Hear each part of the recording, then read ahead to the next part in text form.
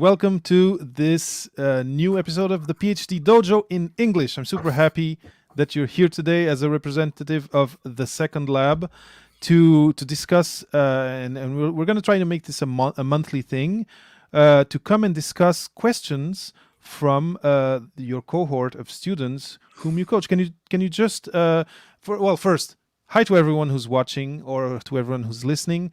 This is the recording of the Second Lab. Interesting. The PhD Dojo with the Second Lab in English. Exactly. It's a first, and I have with me Gad Sabbatier, who is in Quebec City, and who is part of this nonprofit called the Second Lab. Before we go into today's question, and this is how it's going to go, each week we're going to have a question from a student that we're going to cover. But before we go into this week's question, can you share a little bit about what the Second Lab is? Yes, for sure, David. So the Second Lab is a non-for-profit organization. Our mission is to empower masters and PhD students for impactful career beyond academia. We have courts, we have programs, which is a little bit a mix between mentorship, professional development, and career training. And we had a little bit of networking, and we tried to build a network in academia, but also outside of academia, and make the bridge between the two environments. The two universes, yes. Yeah. Okay. And so just so people know, the cohort, let's say the current cohort is made of postdocs, is made of PhDs, or like what's the population? Yeah, it's like? It's mostly PhD candidates. We have also postdoc students and master students, but it's mostly PhD candidates. Okay, very good. So it's the Papa PhD audience and the PhD Dojo audience. So it's perfect. That's why I'm super happy that we're starting this, because now we're going to have once a month this question coming from one of you listeners, or potential listeners, but someone who's going through what you're going through, and who Gad and the team, the Second Lab team, are fielding questions from them and then bringing them on the show. So I'm super happy for that. And today's question is a multifaceted question. It sounds simple, but it's multifaceted, and Gad is going to talk about it in a few seconds, which is how to gain confidence in the context of job interviews. So Gad, it was one of your students sent the question. She actually allowed us to share her name. Do you want to share who sent the question? Yeah, so it's Marina Luginina. Actually, she's a postdoc, and she's she's the only postdoc of the current cohort. So hi, Marina. We have your question in. Hi, Marina, and thanks for your question. Yeah, thank you very much for your question. So basically, in the context of interview, so there's a lot of topics to talk about in interviews, but the confidence is one of them, and I think it's one of the most important, because you want to bring confidence when you arrive to the job interview. So just I was on the web, and I took some numbers, just to give you some numbers just about the confidence and everything which is related to the confidence. So for example, 47% of job candidates failed because they have not info about the company. Okay. So they don't have information from the company. They didn't do their homework. They didn't do their homework, and actually how to gain confidence is doing their homework. It's one way of doing that. 67% of job candidates are unable to make eye contact. Okay, that's a huge number.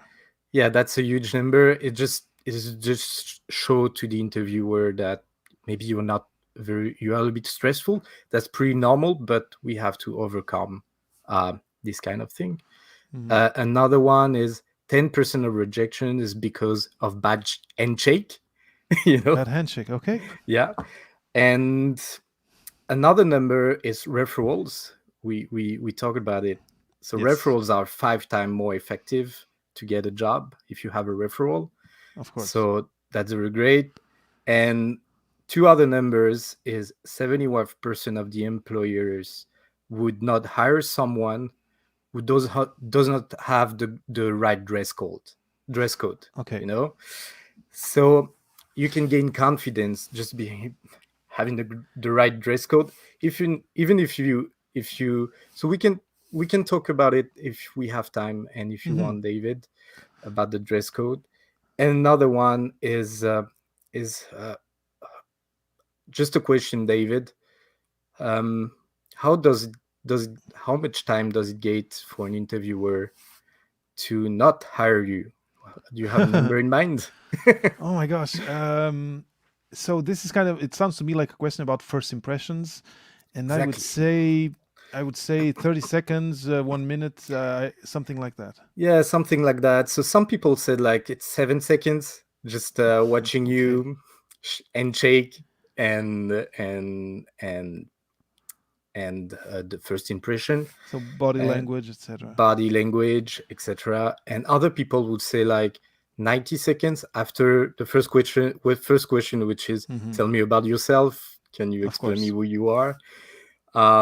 So if you want to gain confidence, I really think that you have to work on this first seconds Hmm. for the interview. Yeah. Yeah. So what really, so from what you're saying, the stats that you showed, I have like, there's like at least two or maybe three sections. So, and one of them is for sure, because I think there was two or three stats that were about that. It was about that first impression and your body language and how you do your handshake, eye contact, etc., etc. So it's very behavioral. Hmm. And for that, I'd like to actually, and maybe we can talk about dress code later on, but these behavioral things, this behavioral aspect is something that might be challenging for a lot of us, who we've been in, especially if we're in a PhD. We're used to a very particular type of social interaction, very very structured, in a certain way, and eye contact is not a requirement. You can be deep in your research and Hmm. not really interact so much with people. Of course, it depends on the domains, but I find this really interesting that so much of what you found has to do with that. Do you have, based on your experience working with the candidates, do you have any advice on how to work these skills? Because these are not. And one point that I was going to forget is I do think that people might think, from the start, I'm not good at this, and I kind of want to, in this conversation, dispel that. What do you tell people about this part of the body language, about the behavioral aspect of being in a conversation where someone is going to try to evaluate, is this person a good fit for my team? Yeah, exactly. So a couple of things actually. Um, People in PhDs and people who are from the university world think that they come for an exam. You know, Hmm. they arrive at the interview. Like, well, that will be an exam. There's Pass or some fail. pass or fail. There should be some questions, and if I don't properly answer to the question, I will have not 100% at the end. So, Hmm. so I think there's no. First of all, there's no right answers to the questions. They just want to know who you are and if you're a good fit for the company and for the role. Hmm. So this is the objective of the interview is not pass or fail or a percentage of where you will have a good grade. It's they just want to know who you are and if you're a good fit. Hmm. And if you are rejected, it's not the end of the world. It's just because they knew who you are, but maybe they found a better fit, or they didn't find that you are a good fit for the role. And you Hmm. can ask, uh, okay, can we talk about it? So you can ask some feedback, and you can come back to them very positively, with a good message, and maybe they will call you back for another role. never knows. So Mhm. yeah. So this makes me, it's interesting because it's something I hadn't foreseen, but it does evoke to me that the job interview process is a process, and you might get a job on your first interview, but usually there's a string of interviews, and eventually, at the third one, fifth one, it can be longer, then there's a match and you stay with that employer. But you mentioned something that is really important and that will help you build confidence, which is asking for feedback. Why? Because if people are inclined to do so, whatever, they usually, people are not mean in these things. They'll just say why we didn't hire you, and that will help you dispel ideas that you might have of, oh, I'm not good enough. And then, Hmm. because they'll say we didn't hire you because this and this, and then you'll be able to say, okay, that's the reason. Maybe I can change the way I present myself the next time. So that's one point we hadn't talked beforehand, and it's a very important one: asking Hmm. for feedback and integrating it on your next interview. Yes, exactly. The feedback is very important, and as you said that you have a process, maybe you have 3 or maybe 4 interviews on site, on Zoom, or by the phone. You never know. So you go through the interview process. There's a standard interview process, but you start with a phone screening and you end with the on site where you will meet people. Hmm. The other thing is so basically you have to prepare yourself before the interview. So if you prepare yourself, you are more confident, especially for a PhD. You like uh, make some homework before the exam, or Hmm. so you Hmm. you prepare yourself. The other thing is it interview. I think it's you have to feel it like a very exciting process, because how much time in your professional career will you be interviewed? Finally, not a lot of time. Hmm. And that would be that's a good moment to, because they will talk about you. So that's a good moment to visit company, Hmm. meeting new people. It's very exciting. Yeah. If you like social interaction, that's very exciting. Hmm. The thing is, for introverts, it's more complicated. But what you're bringing something that seems to me like it's a good strategy to de-dramatize the whole thing. Hmm. And what I'm saying is, see see the job interview as a network, kind of a speed dating thing. So see it as a networking opportunity. See it as a conversation you'll have that might lead to a job, but that has some probability that it doesn't, and that will kind of help you be more relaxed, and not feel that you're in a on a no, not on a kind of a test, like you were saying. There's another word that I'm looking for that I'm not finding in English, but it's not a trial. It's not a Hmm. trial. It's a conversation to see, hey, I have, for them it's, hey, I have this team, we're looking for someone, are you the right person? And for you, see it also as, I'm also going to learn about the company in this, so I'm all, this is kind of a give and take thing. And I think it's a really, really great point, instead of just seeing it as it's a test. Yeah. Yeah, exactly. You said something like very important is, through the job interview process of, I mean, the job search process. It's an adventure where you will meet a lot of people. We want that, so you have to think it very positively. You will meet people, and meeting networking is a skill, and a skill that you will improve yourself. You will improve by meeting people. It's like, I would not say that, but it's like biking. Like, the more you do it, the better you are. Yeah. Yeah. And and what we said also is about referrals. If you network and you do informational interviews, um, maybe these people that you will meet will be your referral Hmm. and will help you to get a job at the end. That's true, and I always try to emphasize that you should you should start working on your network before you're looking for a job, because it will preclude the this aspect of the look of urgency of the candidate who is now talking with the person because they need a position. And if you have a network of people in the domain that interests you that you've built from 2-3 years ago, then these people might even have become friends, who knows, that you can turn to and say, hey, I'm going to start interviewing for this position. It could be even in the person's company, and that could become a referral, like you said, Gad. But it could also just be, hey Frank, I'm going to start to interview in companies in the same domain as you are.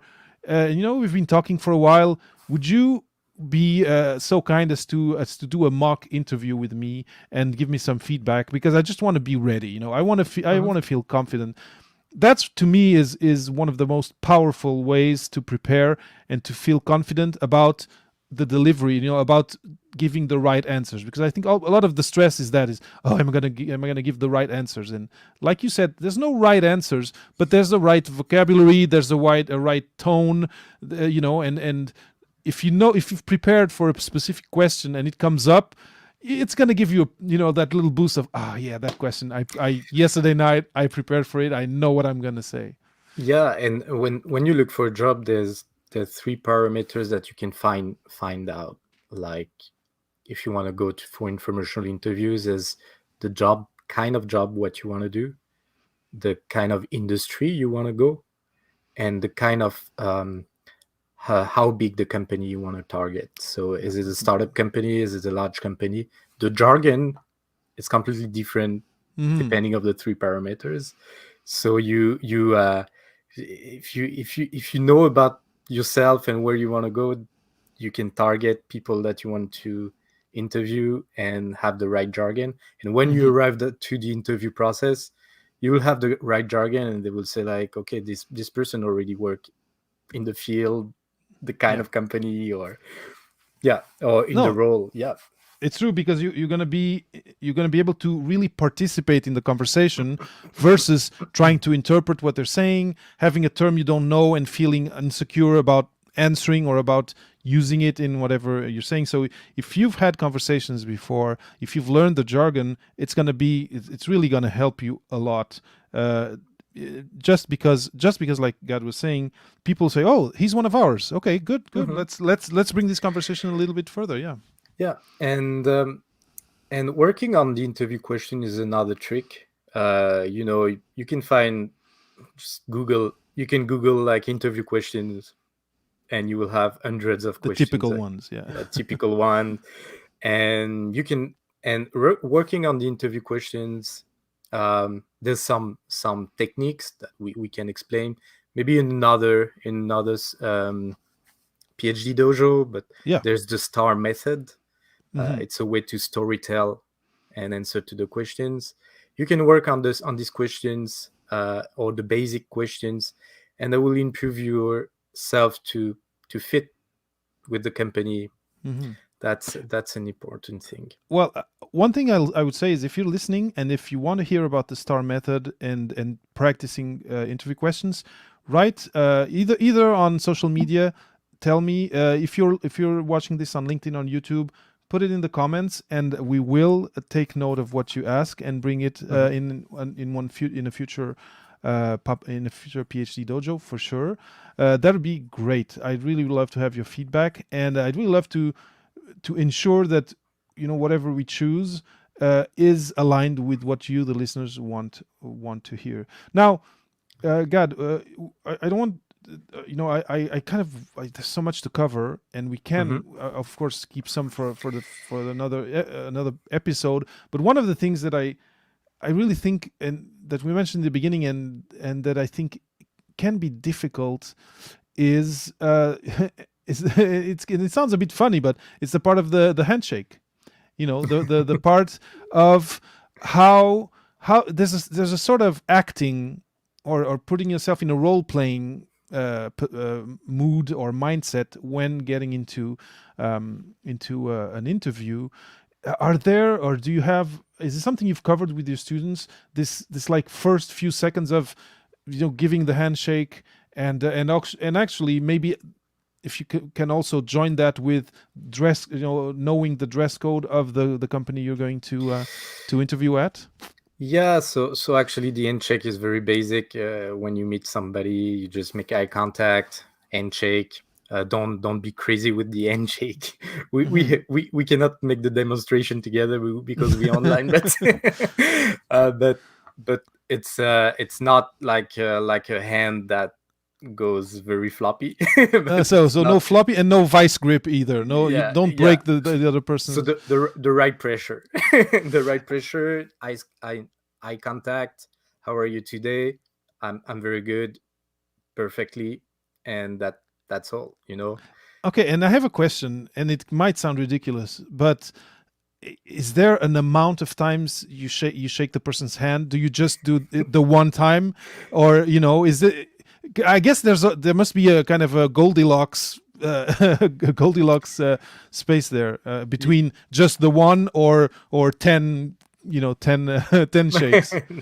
no, I don't have very much advice, but don't be too much or Aim too low, I floppy. guess, right? Yeah, Uh, yeah, something standard. So but yeah, it's always something like working on. My name is Gad. Hi, nice to meet you. How are you? How are you mhm, today? That's very simple. It's like meeting somebody. mhm, So yeah, the handshake.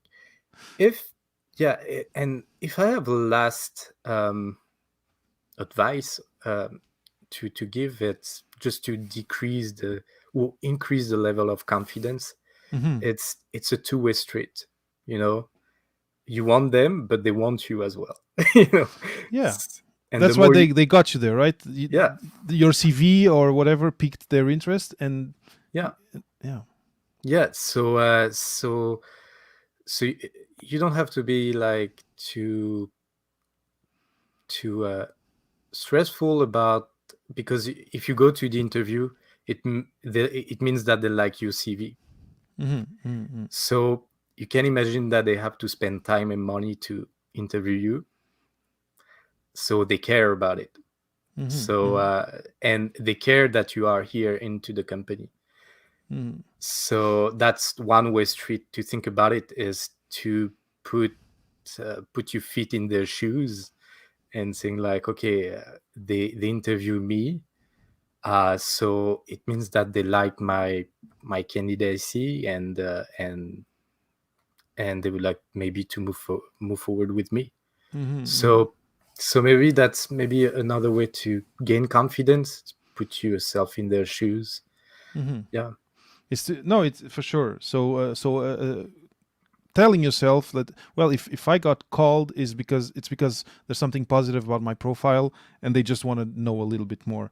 Now, one thing that evokes for me is that makes me think of is that because they're investing this time in seeing you and in talking with you, it also I think it also justifies, or it would also mean, at least in my way of thinking, that you should take care and do some homework in preparing for the conversation.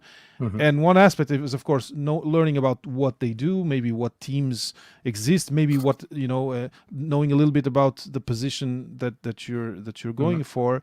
But then there's the aspect that I kind of asked before, and I'm asking it again, which is trying to learn what the company culture is, and one aspect is coming with the right dress code. How, Mhm. how do you get to know what's the dress code for this or that company? That's a very interesting question. Actually, you have to be comfortable in your clothes, because if you too tight, it's Hmm, not that good. You have to well dressed, like you're better than you are in as a professional standing. Even if a startup company, if everybody are in short t-shirts and gugun, so flip flops, yeah. flip flops, yeah. So even if it's the case, just arrive with your best suits, and it give the from the interviewer perspective, it gives um, a good first impression that this person cares because he's well dressed, and he Mm-hmm. made an effort, Mm-hmm. Mm-hmm. That so we're getting to the end of today's PhD dojo, and the way I think one way to kind of resume in a nutshell what we've talked about, and it's an image that came in the beginning to me, is take this as uh, a professional speed dating session. So take a job interview as a professional speed dating session that you're invested in it. It's not someone invites you to speed dating. It's okay. I want to go to this speed dating. I want to be able to talk about myself in a relaxed way, but in an interesting way. Hmm. I want to be dressed in a way that the person's going to see, okay, this person made an effort. This person is trying to look their best and to sound their best, and then there's this aspect of doing the homework, so knowing what the company does, knowing maybe the role of the person, if you know who's going to interview, knowing their role and what projects they're. But that's a little bit deeper, and you need to have Hmm. contacts, I guess, to know that. But a speed dating session where you want to impress the other person, but where you want to not be faking either. You want to be Hmm. you. Yeah. You want to be comfortable in what you wear. You want to be comfortable in what you say, and it's an exchange. Hmm. So don't go into it thinking too much about, okay, this is a test I need to pass. Yeah, Does exactly. it resume it for you, God? Yes, for sure. So yeah, if I have like one best advice is be yourself, um, because they just want to know who you are. Mm-hmm. Of course, they will come with tricky questions sometimes, or very conflictual behavioral questions, Mm-hmm. but But they those, just, like you said, you can find some of those questions and work on them yeah, beforehand and be exactly, prepared. exactly, exactly. Excellent. Yeah. Gad, if someone is going to have a listener is going to have an interview tomorrow, they're stressed. And I'm surprising you with this question, but let's see. They're stressed. They did try and prepare. Is there something else that you can do? Based on what you've experienced and maybe taught. You're in that you're in that waiting room before the interview. Is there something that you can do to kind of de-stress, to kind of stop whatever negative self-talk might be happening in your mind just before the interview? Yeah, well, take maybe yeah, take a time for yourself, like to de-stress, relax. What makes you relax? Prepare everything. Everything should be set up the day Preparation before. is key for sure. Yeah, and just breathe and go there with a positive attitude, saying like, I will meet some people and it's very exciting, and maybe that will be my work tomorrow. So I will meet my new colleagues. Who So knows? it's Yeah, very exactly. exciting. I love Yeah. it. I love it. Gad, I think it's a really great way to Mhm. finish, because I do think that your mindset has a lot to do with it, and thinking that you're gonna meet potential new friends is a really great way to Mhm. do it. But of course, like you said, preparation is key. Prepare your typical like trick questions beforehand, Mhm. and it should help you a lot. Uh, for it was Mariana. I should know her name by heart. Was it Mariana? Her name? The Yeah, name of the person? Marina. Marina. Marina. So Marina. Marina, Yeah. maybe let us know whether any of this helped you. And I'm gonna edit this on the audio. Let us know if any of this helped you. For anyone watching or listening, let us know if you have other questions or reflections based on what we said. Maybe share something that you did that really worked for you, or some moment that was really awkward and might be even funny. And Because I think we need to. One thing that's important is to de-dramatize this. Of course, getting a job is important, but it's a process. It's not a one-shot thing. So incidents and awkward moments are part of it, and if we share them, people will be able to maybe imagine themselves going through them, and then be less surprised if they happen to them, and have a better experience overall. Yes, exactly. And maybe you, I, and actually everybody is going through this process uh, one time anyway. Yeah. So yeah, and I failed a lot of interviews. Maybe you too, Oh David. yes, definitely. And sometimes there's a success that it comes. So Yeah. yeah. Yeah, and it's a question of, it's like speed dating. There's matches and there's mismatches, and you just need Mhm. to accept that, and eventually something will give. And and like we said, you're gonna get better every time. So the failures, you're kind of failing up in a way if you do it right. If you do kind of a post mortem of the last one, and Mhm. integrate that into the next one, you should be getting closer and closer to that final handshake and signing of a contract. Yeah. Exactly. Gad, thanks a Great. lot. This has been great. I hope whoever's watching, and there's someone watching, I don't know who it is, but there is, that you've enjoyed this, and I'm looking forward to having more of these episodes with Gad from the Second Lab, answering these great questions, and helping people have a better journey in their career development and in their career changes, in all of these processes that are sometimes difficult to go through and that are very important, but where there's help, there's ways to make it a safer and less stressful journey. Mhm. Very good, David. Thank you. It's a very nice way to talk about it, and we hope that you will be successful for the next interview. There we go.